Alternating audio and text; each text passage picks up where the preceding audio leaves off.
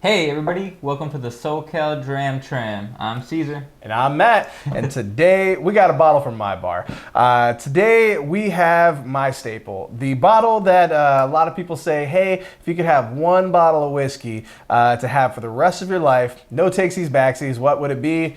Honestly, it'd be this guy for me. This is the GlenDronach 12-year original. GlenDronach is distillery for me that is just like the epitome of the Highlands right now. I don't see that changing in my opinion for the very near if foreseeable future. And the reason why I like them is because they are basically matured in sherry casks. Doesn't matter if it's their 12-year, their 15-year, their 18-year, their 21, it's all sherry. They do a ton of different single cask bottlings, and they've got a really good storied history in the whiskey industry. And we're gonna be having another bottle soon here in a review that we're gonna have a little bit of a story time for you with it because it's very unique. But this one is just a part of their core range. It's their 12-year original, like I said, and we're going to go ahead and get into it. Now, Caesar, I forget, have I had this with you?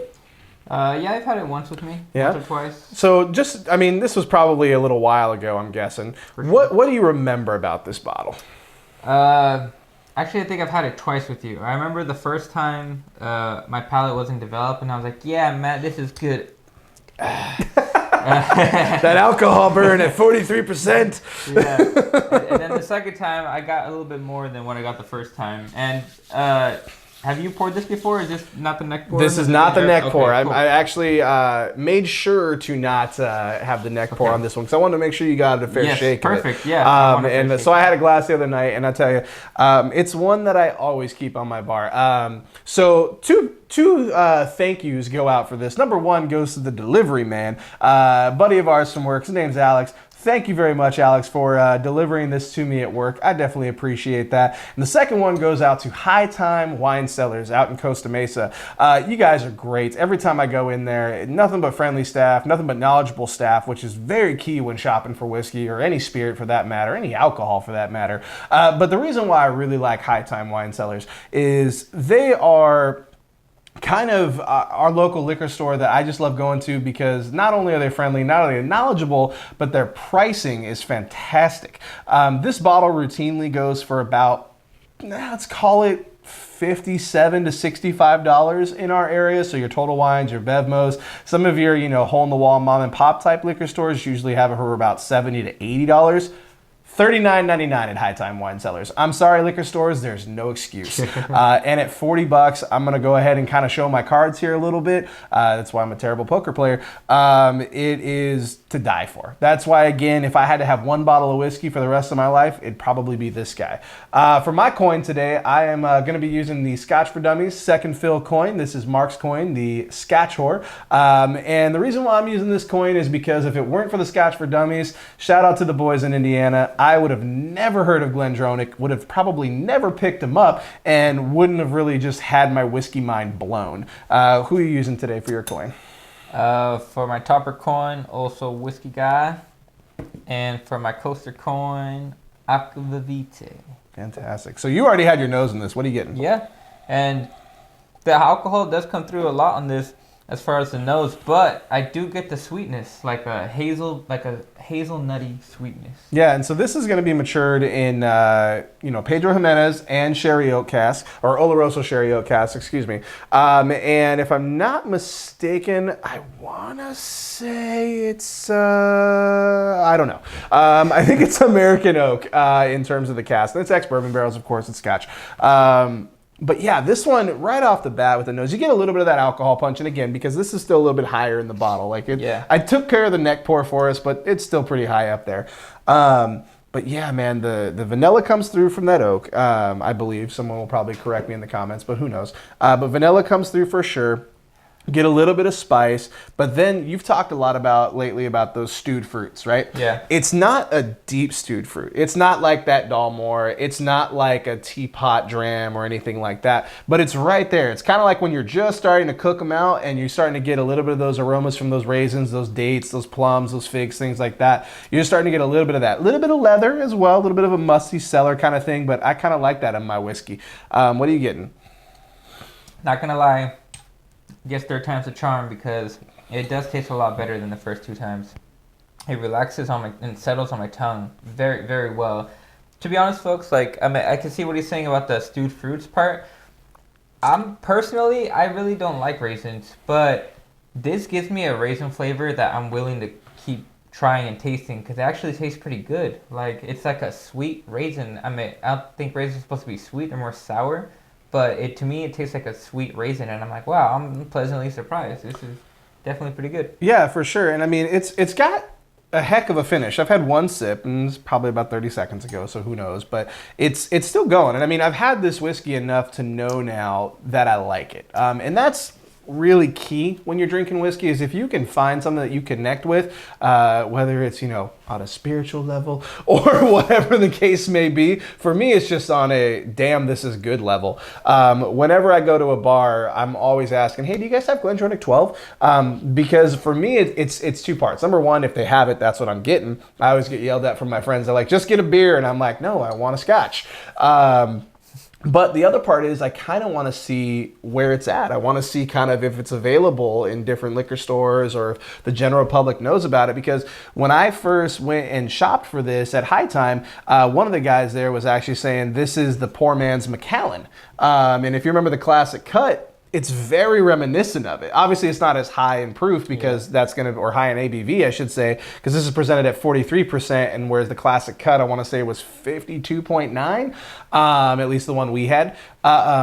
And obviously, it's not as hot, but the same noses are there. Like, if I put these side by side and blindfolded you and spun you around in a chair, I don't know if you'd be able to pick out which one, but this is going to be able to give that other bottle a run for its money, and that bottle's 120 bucks. This bottle's 40, again, in our market.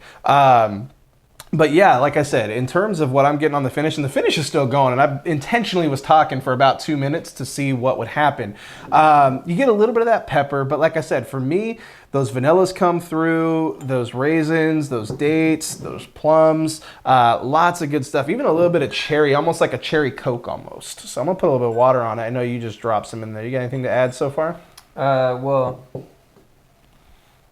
right off the back on the nose, it mellows out on the alcohol, so it does taste a little sweeter. Mm-hmm. But